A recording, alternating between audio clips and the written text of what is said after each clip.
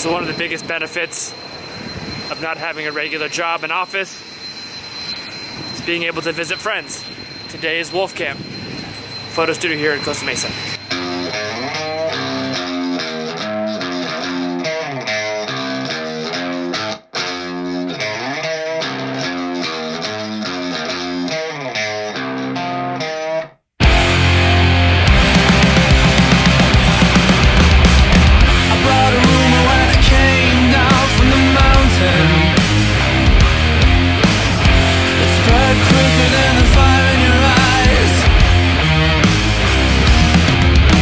Hustling away at work at Wolfcamp with foxes and wolves, talking branding strategy.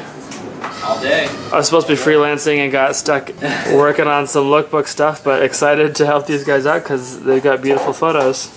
Look at those guys. Check them out, Costa Mesa. Best photographers in town.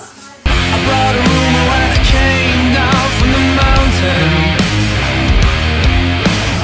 It spread quicker than the fire in your eyes. Heaven won't let me in. I took my medicine. Salt water couldn't quench my thirst at the fountain. So one of the best things about the design community is being able to go to conferences and meeting people from all over the world. I am currently on my way to the airport here in Orange County to pick up my friend Yegor, who is here for a couple hours, has to burn. He's going to be going up to LA. I met Yegor a couple of months back at Creative South in Georgia. It was great to have a good time with him and his friend who both work at an agency. I'll link all their details below. It's great to connect with them. They were also on Design Inc. It's just really cool to see like all of my worlds colliding at once. And glad that I have some time in this transition to spend some time with some friends. So figure I'd take you guys along. I left the crib walking, drove a Mercedes bag. Double brand everything so that you know it's rap. It's a new kind of kitchen. Yes. Hey. How you doing? Could you pump the... Yeah. I just messaged Mark to message you because I ran out of data and I couldn't tell you. Oh, no worries, no worries. Introduce yourself to the vlog. Hi, I am Yegor from Zyno. I'm gonna hang out with Joel. It's gonna be awesome.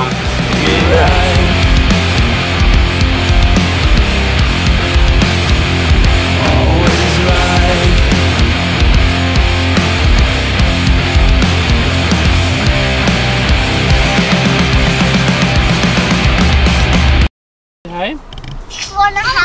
Don't touch it, I can do it myself. But Mama, do we need to have eggs? Because Happy Father's Day! I want oblivion all the time.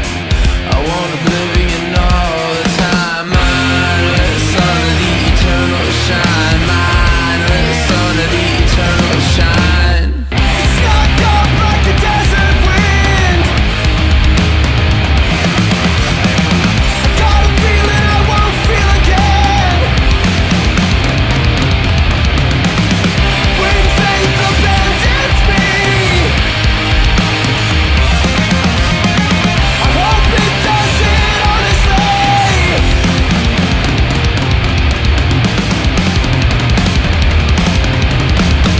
I still howl like an animal in the darkness, and I'm reminded by the blood on my clothes. Those chips were saucy. It is good. Thank you, babe, for the beautiful spread of meat and cheese. Our charcuterie plate. Round of applause for the charcuterie plate. Woo!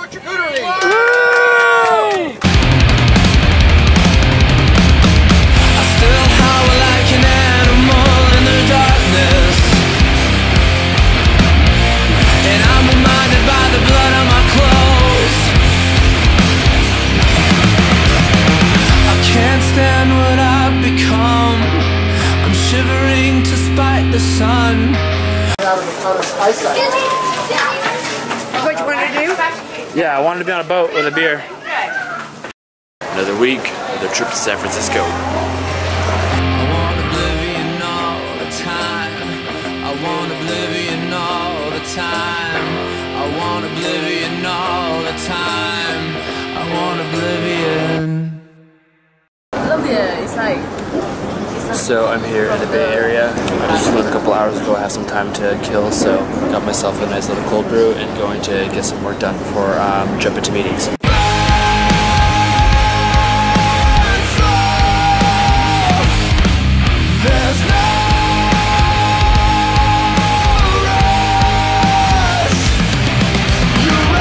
Okay, so it's the end of the week. I'm up in San Francisco, like I mentioned before. I'm here for work, doing a full day thing with the startup Plaws I've been working with for the last couple months. I've been taking some meetings, been running around the city in San Francisco. In this last hour, I was planning on recording my thoughts for this week, and just got some great news in my inbox. Recorded a little reveal to my wife, and I'm sure you all know what that means, but I'm going to talk about that next week's video. So a little teaser hanger for next week. But there's something that I really wanted to talk about introspectively that I've been realizing and understanding for myself in this last month to 2 months. So just about 2 weeks ago, I got in a conversation on Twitter with my friend, Dann Petty. He's been creating a lot of great videos on YouTube. He launched Freelance TV, I think back in April. Was vlogging before that. He's making documentary stuff. And he just recently started doing reviews on YouTube about different products. He did a review of a site that Apple designed. And at the time I was home, was watching my kids, wasn't working. And was honestly just trying to give him good feedback about things that I thought could improve the videos, that could make them more inclusive of a lot of different parts of design. And honestly, that conversation kind of went south. I DM'd him, we settled it up, but we started talking more about our industry and designers and identities as designers. And I was telling him some of the things I was struggling with. And it was at that moment, talking with him, after probably treating him a little bit unfair online publicly, that I was starting to realize that there was something that I was dealing with internally about me as a designer that I wanted to share with you guys as a kind of a core learning or understanding that I've had from this process. So what I started talking to Dann about was this notion of identity, and I've talked a lot about identity on my YouTube, but more in the context of politics and religion, not really as I've talked about design. So something that's hit me the last 3 or 4 weeks is that I've spent more time at home. I've spent more time not designing and not making things. I've been doing freelance and other things on the side, but not full-time creating. And realized how much that process out of my weekly schedule has made me feel very useless. Not useless like I'm a terrible person, but useless as, why am I here? What am I doing? And it's this very weird contrast of being able to do what you love, and I know that I love design, being able to do that as a career and feeling fulfilled by that, by making things on the daily and getting that constant feedback of like, oh, I'm doing cool things, I'm doing what I love. There's a lot of like great, warm and cuddly feelings from that. And not having that in my daily life of creating every day has been very hard, and it's made me realize how much I identify as a designer. The flip side and the contrast of that is that I've also realized how much value, how much of a person that I am outside of the actual thing that I do as a profession. Yes, I love design and I love making things, and I'm blessed to be able to do what I enjoy and what I'm good at doing, creating digital products and doing design.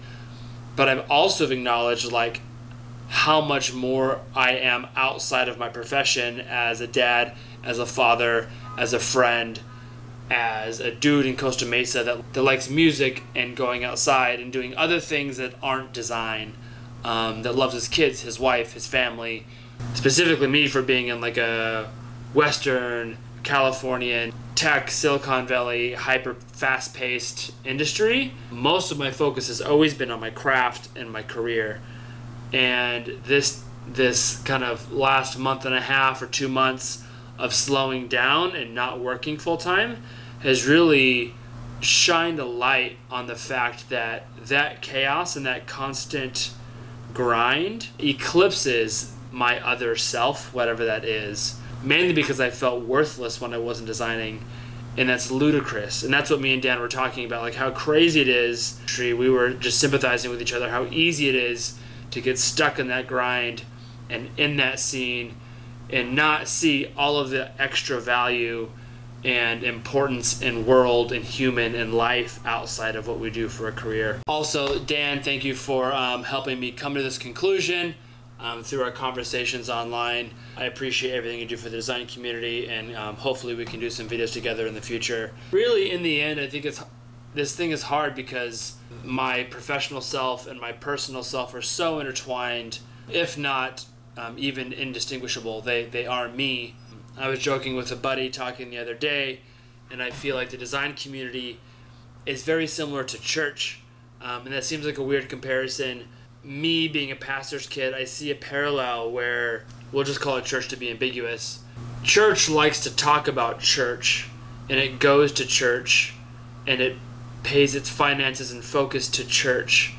And often that organization and that community and that club is self-focused, and it's self-critical, and it's self-important.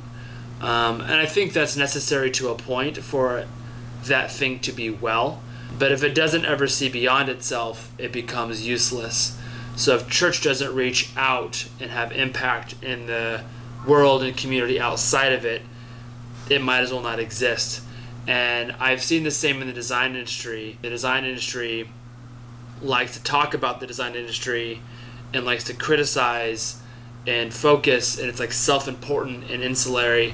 And I think if the design industry or designers or creatives in general aren't able to have the perspective to see what they do to the world outside of their industry and outside of their profession and outside of their title or identity or creative, then they're useless. So it's been cool for me as like being unemployed. It's been able for me to step out of that circle for a little bit, be Joel, just Joel, me in Costa Mesa, dad of 3 kids and a husband, not Joel, designer at Google, who left to go work at a startup and builds apps.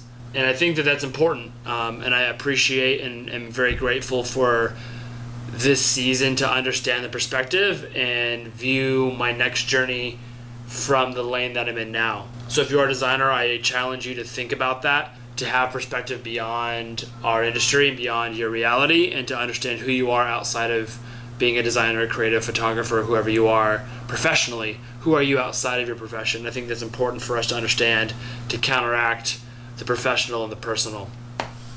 Super heavy. Thanks for watching. See you guys next week. Big announcements next week. You might see them on Twitter if you follow me. Feel free to do that. I'll probably be talking about this. There's no big reveal, but all of the intro of what's happening next will be on next week's video.